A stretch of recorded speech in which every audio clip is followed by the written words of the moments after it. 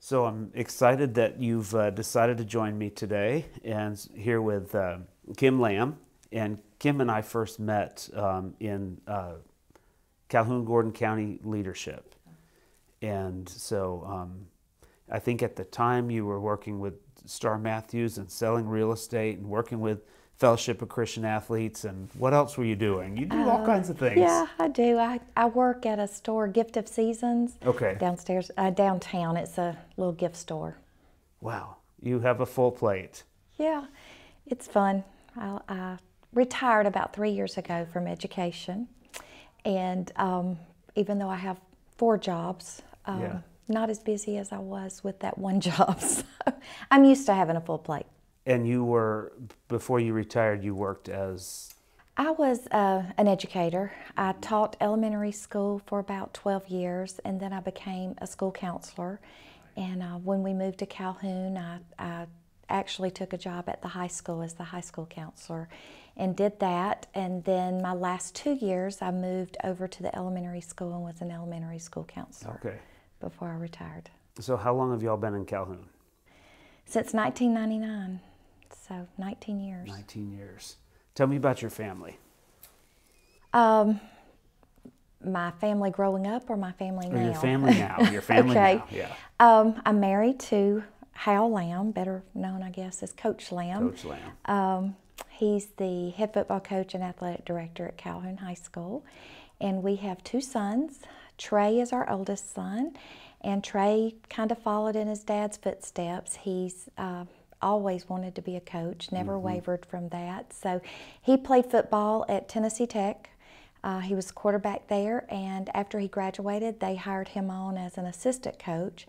And then he moved from there to Mercer University, where Hal's brother is the head coach there. And he was there several years, and then this past season, he was hired back at Tennessee Tech as their offensive coordinator. So we'll be going to lots of ball games on Saturdays. And then our younger son, Ben, he lives in Dalton. Okay. And he works in the financial services at Shaw Industries.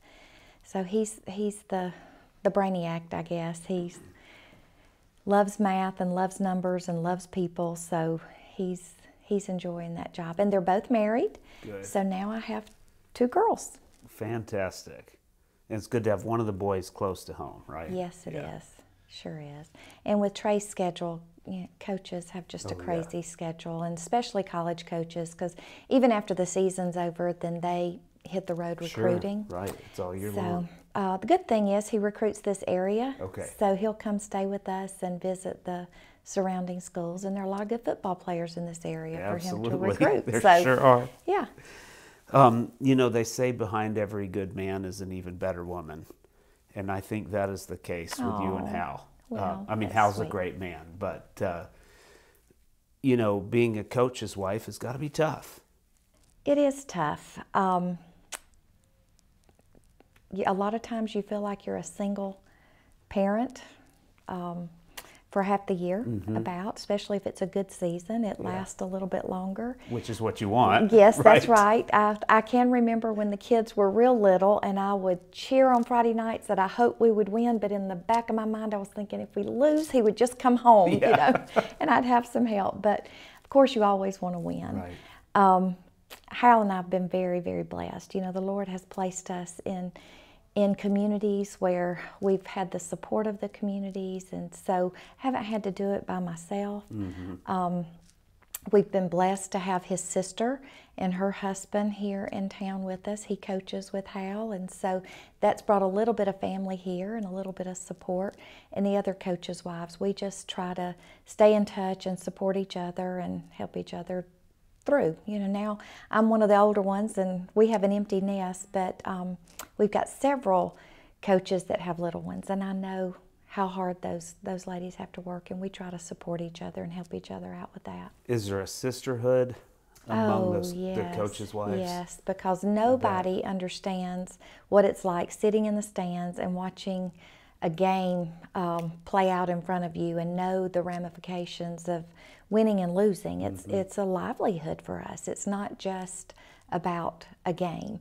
And you know, your livelihood depends on young teenage boys Yeah. carrying out their responsibilities and making good decisions, and we know how teenagers can be. But gosh, the kids here at Calhoun have just responded so well to this coaching Yeah. staff and have such good support from their families and from our community and from the administration at the schools. So we couldn't ask for a better place to be and to raise our children and now to retire. Yeah, it's a tremendous setup. Do you even like football? I love it. Good. I love it.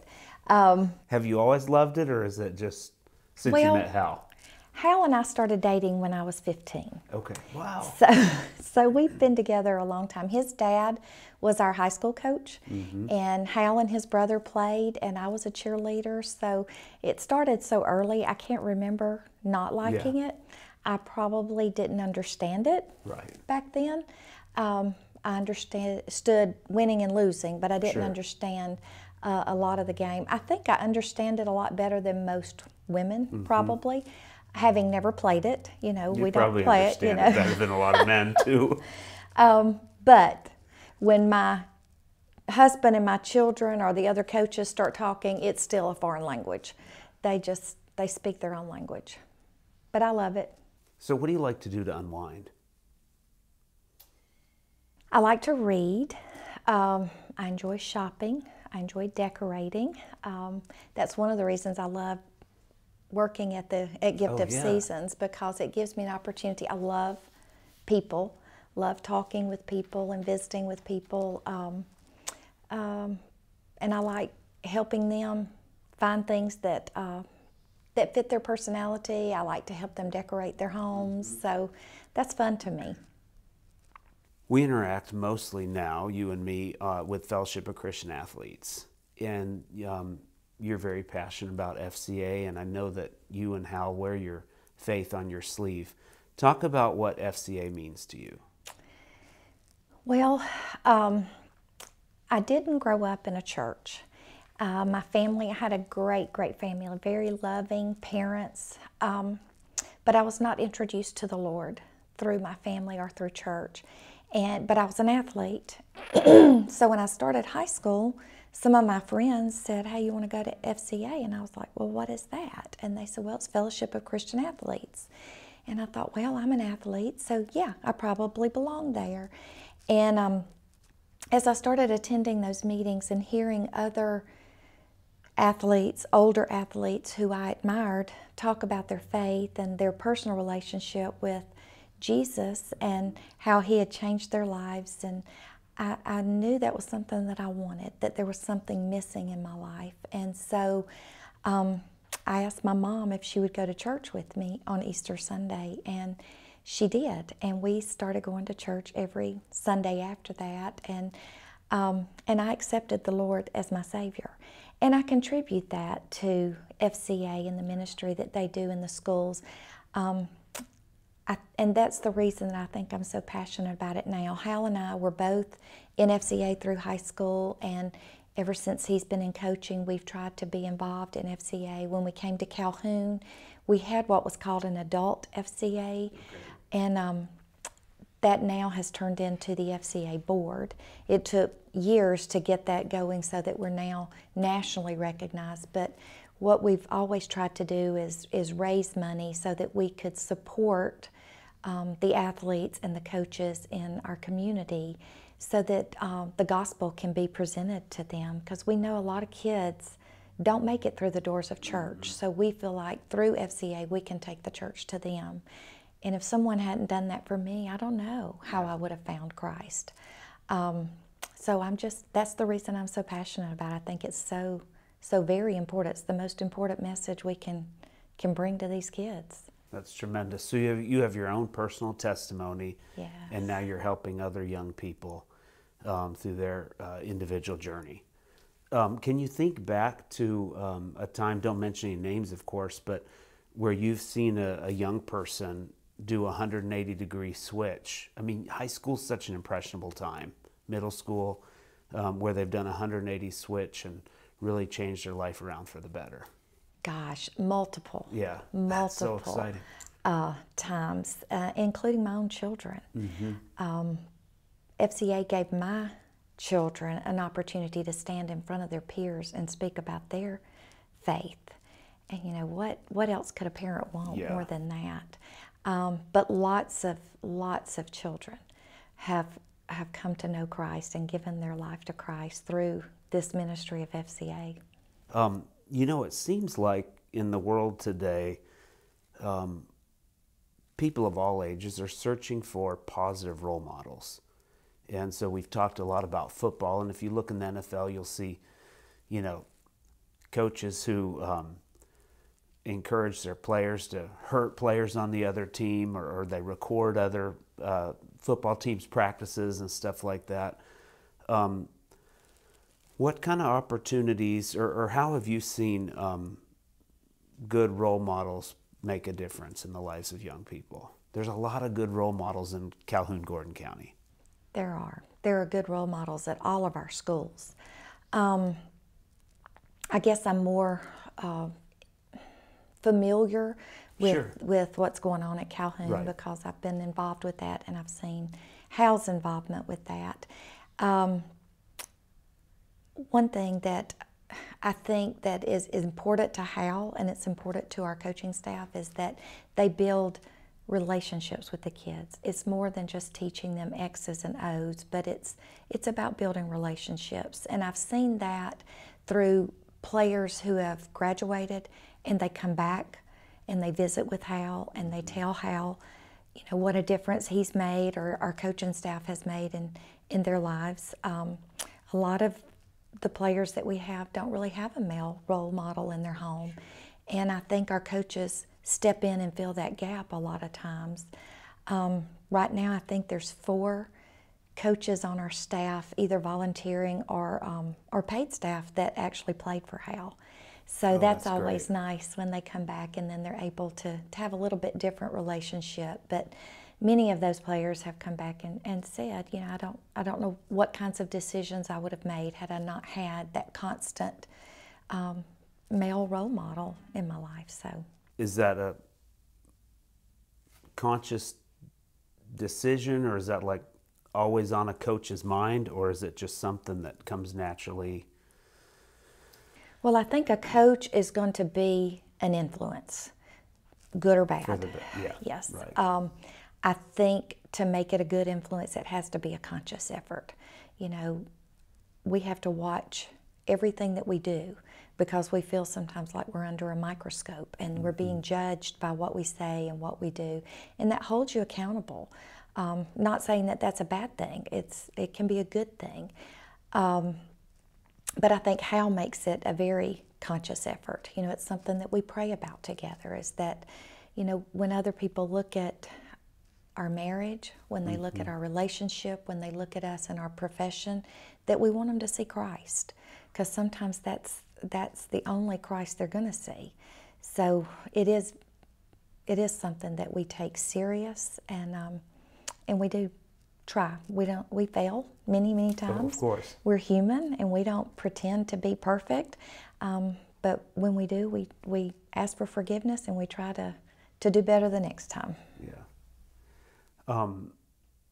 I remember on, I think it was on Father's Day, you posted on Facebook a series of pictures of Hal, and he was looking up and pointing to heaven, and that really spoke to me. It's just, I mean, it's a partnership, I realize, but he's the one out on the field, and he's the one that's making it happen with the boys.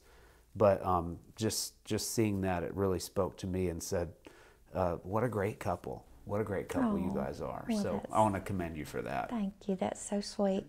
That's my favorite picture of Hal, is him praying and pointing to the Lord, because that's what we've always tried to do. You know, Hal's had a lot of success, but that's not just human success. You know, when we came here, I can look back and see how God put all the pieces together to get us here in Calhoun, and we were obedient. And I think because of that obedience that God has blessed us, and He's blessed Hal with a lot of success. And, you know, my prayer has always been that we would not take that glory for ourselves, right, and that Hal would not base his goodness or his success on what humans are saying that he's doing, but on how well we follow the Lord and are obedient. Yeah. It's hard to balance eternal results Exactly. with earthly Exactly. results and what we consider successes. So I know there's a lot of young people who would never have a chance to go to college if it weren't for sports.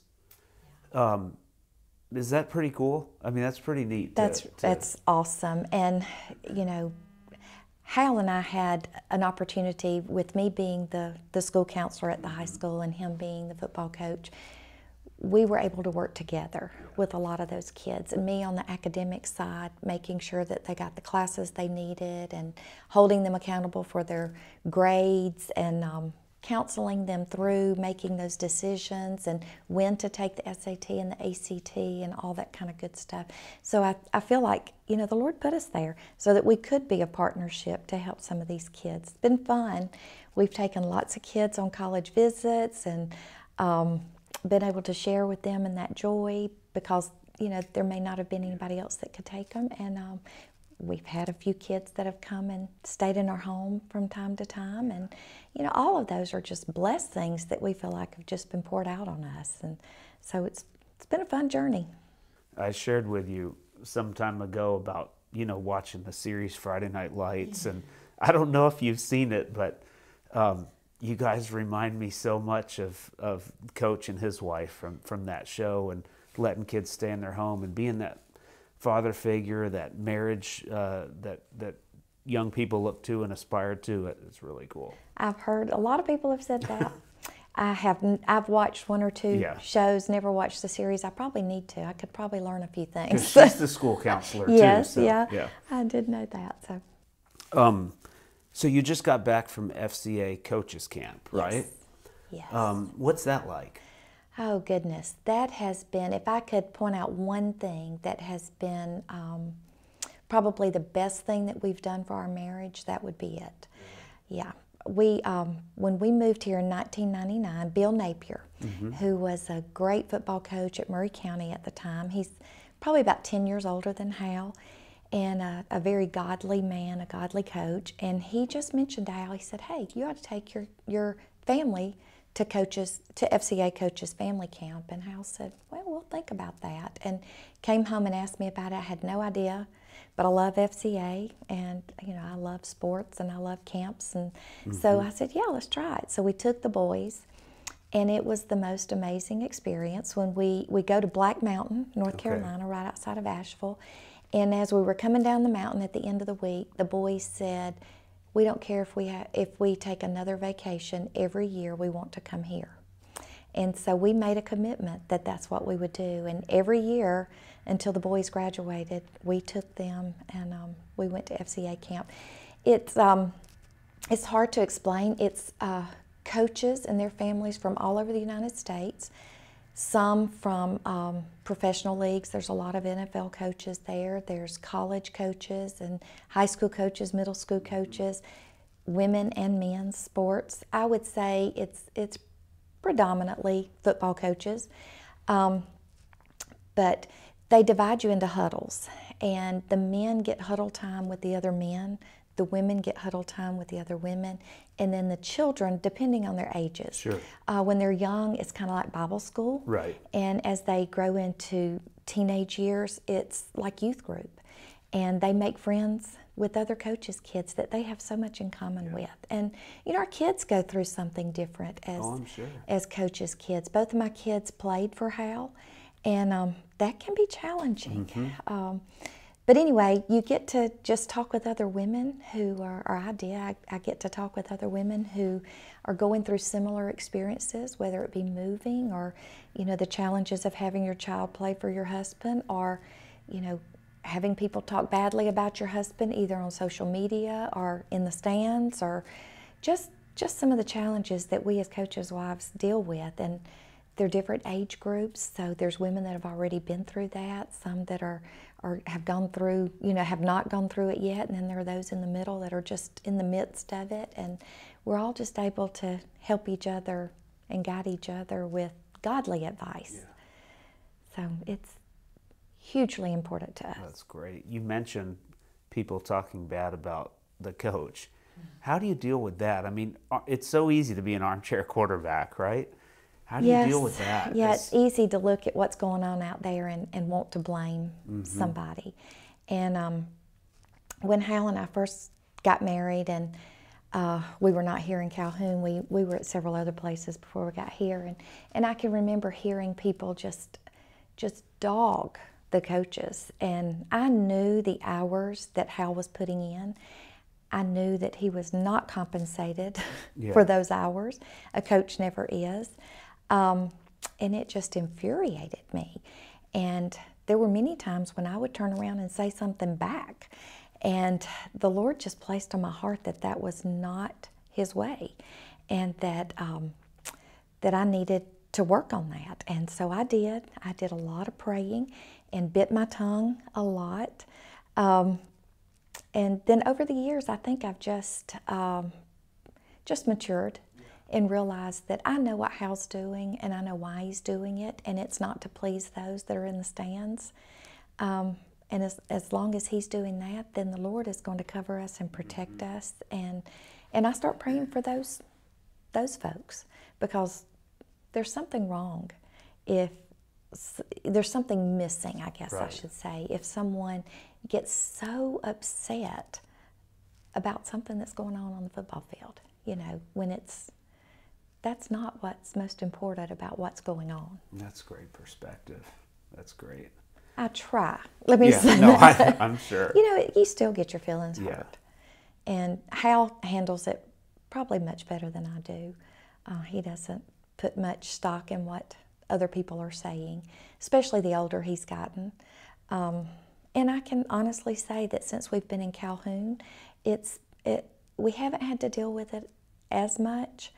I think the most difficult year was the year my oldest son started as quarterback for the first time, and that was pretty challenging. He was a small guy, and a lot of people didn't think he should be there, and insinuated in a lot of ways that he was there just because he was the coach's kid. But Trey handled it well, probably better than his mother, and went out on the field and proved his worth at being there. So when you think about the word legacy, maybe you don't even think about the word legacy, but humor me and think about the word legacy. You think of your legacy as a mother, as a wife, as a coach's wife, as a child of God. What do you want your legacy to be? It's funny you said that, because I heard a sermon one time that it was called The Dash. And what do you do with the dash? Between the year you were born and the year that you die. And that's the only thing you control. And I've thought about that often. And, my one goal is that when I meet the Father, that He says, well done. And I know that I've not done everything right. I fail many, many, many times, daily. But I hope that when it's all said and done, that He's pleased with what I've done with the dash at the time that He's given me. That's great. Well, thank you for all you do for this community. Thank you for spending time with me here this morning. And I just wish you and your family much continued success and happiness as you go forward. Thank you, Garrett. And I'm so glad that our paths crossed and that we got to know each other, because I consider you a good friend. Thank you.